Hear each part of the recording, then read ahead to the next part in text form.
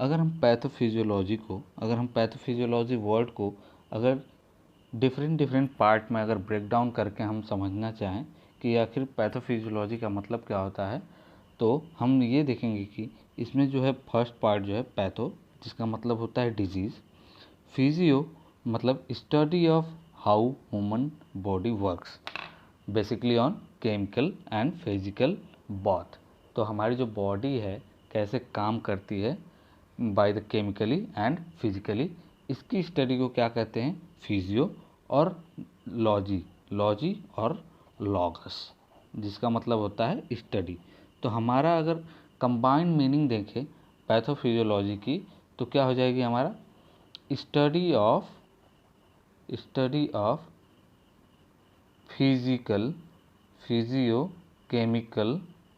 Physiochemical process of body, physiochemical process of body. तो basically क्या है पैथोफिजियोलॉजी कि हमारी बॉडी जो है कैसे वर्क करती है physical as well as chemical को मिला के, कि हमारे जो केमिकल्स हैं बैलेंस हैं कि इम्बैलेंस हैं, इन्हीं सब चीज़ों पे। तो जैसा कि अगर हम इसके एक छोटे से डिफिनीशन में देखें तो study of disordered physiological process associated with disease. तो कहने का मतलब ये है कि जो हमारा डिसऑर्डर्ड फिजियोलॉजिकल प्रोसेस है, यहाँ पे डिसऑर्डर कहने का मतलब ये है कि ये डिसऑर्डर हो गया है, मतलब कि इसमें जो है नॉर्मैलिटी अब नहीं रही, जो कि अब एबनॉर्मल हो गई है, एबनॉर्मैलिटी आ गई है बॉडी में। क्या हो गई है, एबनॉर्मैलिटी में आ गई है। सिंपली कहने का मतलब ये कि अगर हमारा हार्ट जो है नॉर्मली 72 to 80 टाइम्स अगर बीट कर रहा है पर मिनट, तो अब ये क्या हो चुकी है, ये इससे ज़्यादा या कम बीट कर रही है। तो इसी को कहते हैं disordered physiological process associated with disease. तो यहाँ पे बेसिकली अगर हम बात करें ओवरऑल डिफिनीशन की, तो ये हमारा पूरा सब्जेक्ट जो है डिजीज़ के आसपास घूमता हुआ नज़र आएगा।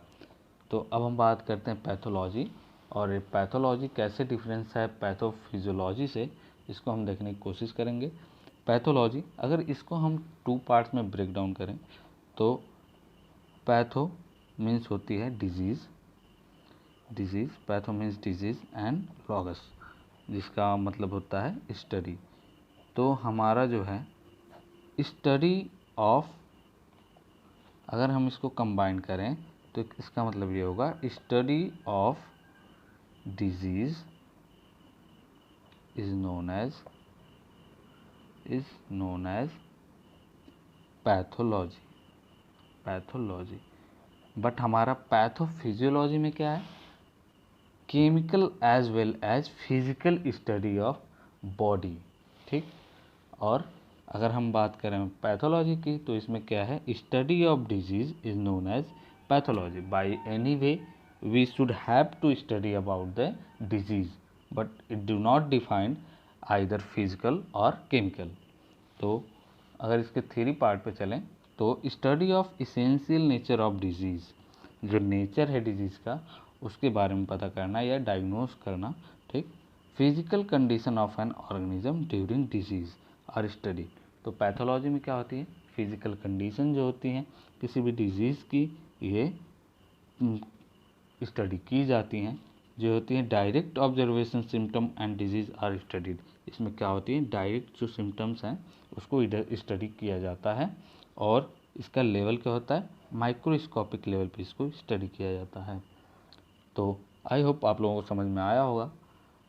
कीप वेल एंड मिलते हैं अगले लेक्चर में, जो कि होम्योस्टेसिस है। तब तक के लिए थैंक यू।